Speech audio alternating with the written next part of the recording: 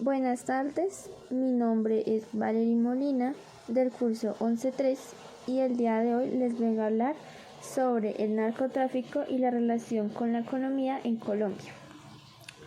Para iniciar debemos conocer qué es narcotráfico y cómo está familiarizado con la economía del país.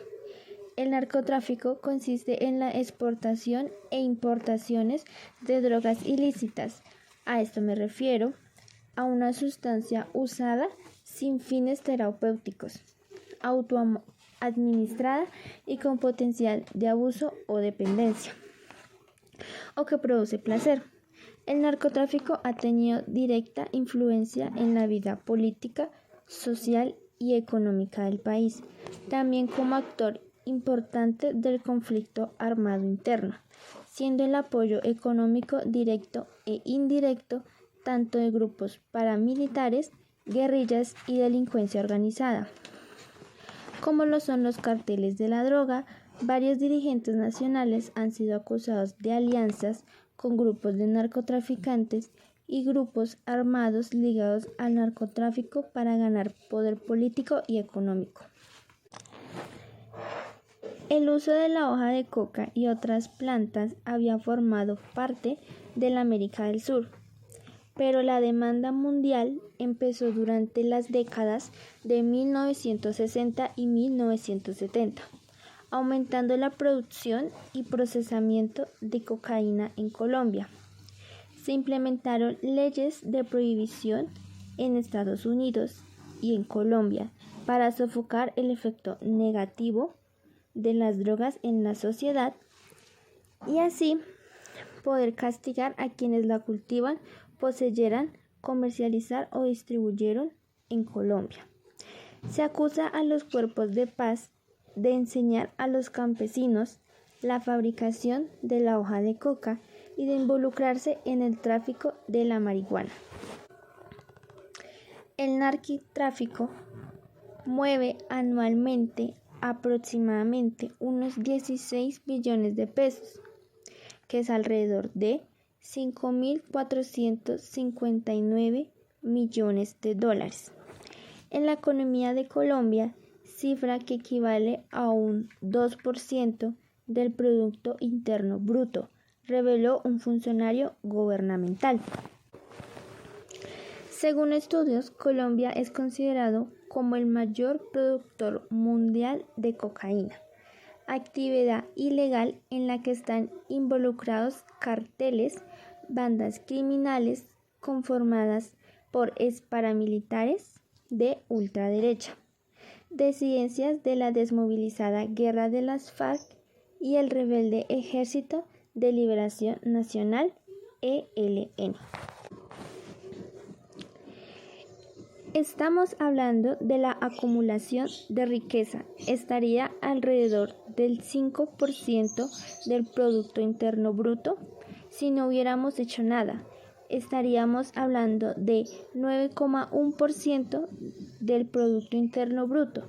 Cuando hablamos de flujos, hablamos de un equivalente al 2% del Producto Interno Bruto, dijo el periodista, el director de la Unidad de Información y Análisis Financiero, Juan Francisco Espinosa.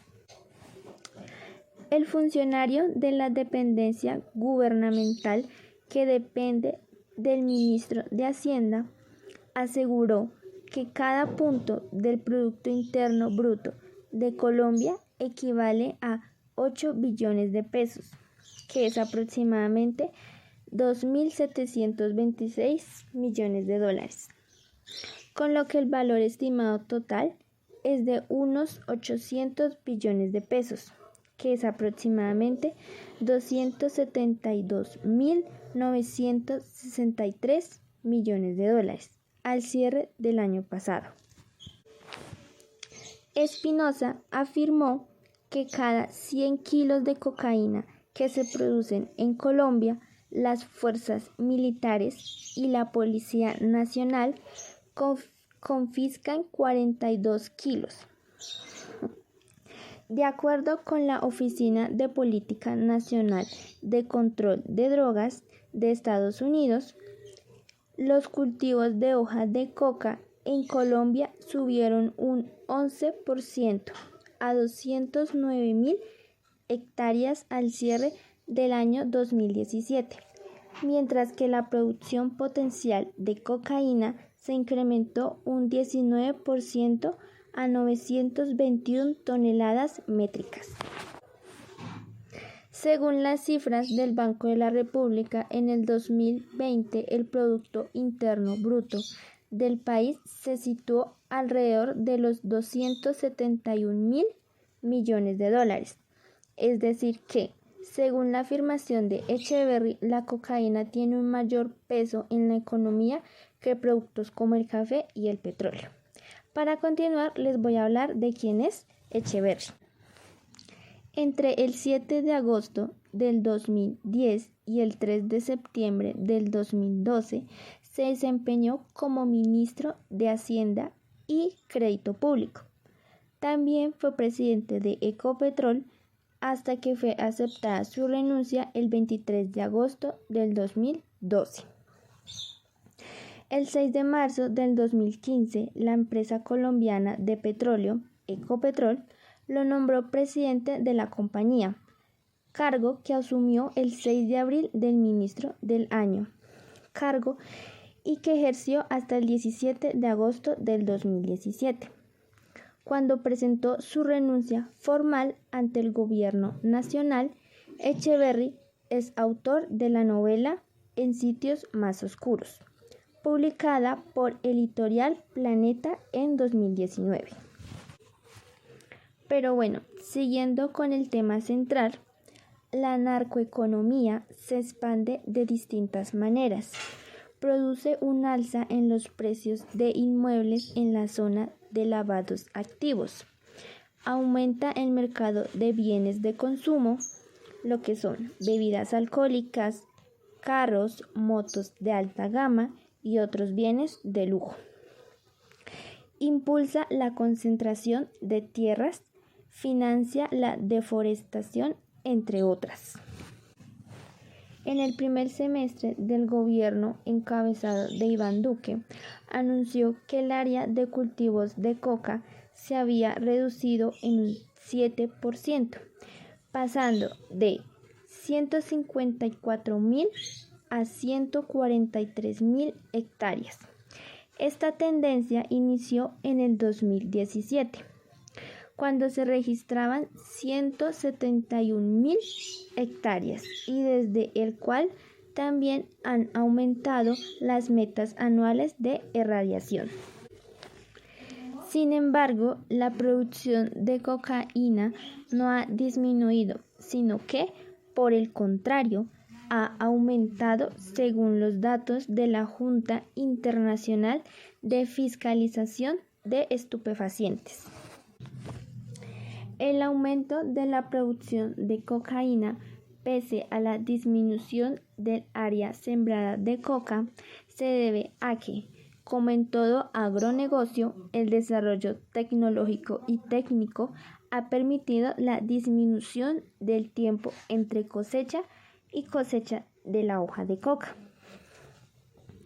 Es decir, que hay menores rendimientos por la utilización de insumos químicos, así como el desarrollo de mayor concentración de alcaloide en las hojas, fruto de cruzamientos y manipulación de variedades de la planta y la perfección de las técnicas de cocaína en la elaboración de extracción tanto de pasta base como de cocaína. También cabe resaltar que hay algunos beneficios para Colombia, los cuales son: las ventajas de la droga se originan en el síndrome de la escasez de moneda. Colombia ha experimentado tradicionalmente serias dificultades en la balanza de pagos, lo que ha disminuido su desarrollo. Además, las acciones para equilibrar el sector externo y ampliar los ingresos de moneda han traído consigo grandes devaluaciones y sobre todo el fenómeno del narcotráfico ofrecía un camino más fácil para obtener los recursos externos sin grandes sacrificios. Otras de las ventajas comparativas en Colombia y su control es que para Colombia no provienen de factores naturales sino tecnológicos. En Colombia se crearon las condiciones más favorables para la actividad del fenómeno del narcotráfico. Los traficantes gozan de los mecanismos para movilizar el excedente y para destruir las restricciones físicas. Colombia no es el productor más alto en la hoja de coca, pero por la naturaleza en que se realiza esta actividad es donde se muestra esta ventaja comparativa. La propia actividad de transportar, comercializar, sobornar e intimidar y sobre todo la movilización del excedente lo hace de una u otra forma a Colombia un líder en este fenómeno. Las ventajas comparativas en el tema de la droga no son iguales que en los otros productos. Esto debido a que estas ventajas no corresponden necesariamente a las habilidades y procedimientos para elaborar los productos. En un mercado prohibido están íntimamente relacionados con la capacidad y las posibilidades de evadir las normas. Los traficantes colombianos han movilizado las ganancias del negocio para crear una industria capaz de eliminar cualquier limitación de la actividad. En la parte de justicia se ha creado un régimen en donde los jueces, fiscales y funcionarios del Estado tienen la opción de recibir un soborno o quedar expuestos a una amenaza de muerte. La ilegalidad de la industria de la droga le imprime un carácter peculiar. El crimen organizado, la violencia y la corrupción son sus componentes naturales. El narcotráfico ejerce su poder para penetrar en las estructuras de la sociedad civil, para intervenir en las redes de toma de decisiones y para controlar parte de los territorios nacionales.